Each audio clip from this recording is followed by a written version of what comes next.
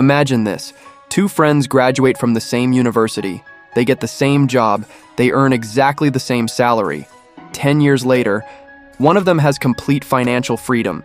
He owns investments, travels whenever he wants, and never worries about money. The other is drowning in debt, living paycheck to paycheck, wondering where all his money disappeared. How is that possible? The difference wasn't intelligence. It wasn't luck. It wasn't even salary. The biggest difference was something invisible: the psychology of money. Most people believe becoming rich is about earning more. But if earning more was the answer, every celebrity, athlete, and highly paid professional would stay rich forever. Yet every year, people making millions lose everything. At the same time, ordinary people with average incomes quietly build wealth. Why? Because money isn't just about numbers. Money is about behavior, and behavior is controlled by psychology. From the day we're born, nobody teaches us how to think about money. We're taught how to earn money, but very few people are taught how to control it. That's why many people spend years chasing higher salaries without ever feeling financially secure. The truth is, your financial future is shaped less by how much you earn, and more by the decisions you make every single day. Here's something fascinating. Your brain wasn't designed to make you rich.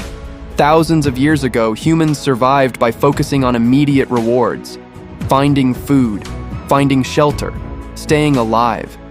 Our brains learned to choose today's reward over tomorrow's reward. That instinct helped our ancestors survive. But in the modern world, the same instinct quietly works against us. Every time you buy something new, your brain rewards you with a small burst of dopamine. For a moment, you feel happier, more successful, more confident. But that feeling never lasts. Soon, you need something else. A newer phone, a better car, more expensive clothes. Without realizing it, you become addicted to buying feelings instead of building wealth.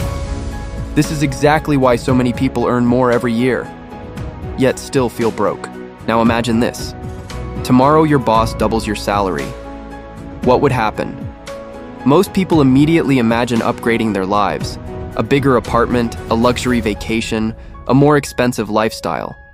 At first, it feels like success. But after a few months, those upgrades become normal. Suddenly, your new salary no longer feels enough. This is called lifestyle inflation. The more you earn, the more you spend. And the cycle never ends. That's why increasing your income doesn't automatically increase your wealth. Real wealth comes from increasing the gap between what you earn and what you spend. Here's another psychological trap: comparison. Whether we admit it or not, we constantly compare ourselves with other people. Someone buys a luxury car. We want one too. Someone travels to another country. We feel like we're falling behind. Someone posts pictures of success online. We start questioning our own lives. But here's the dangerous part. Comparison has no finish line.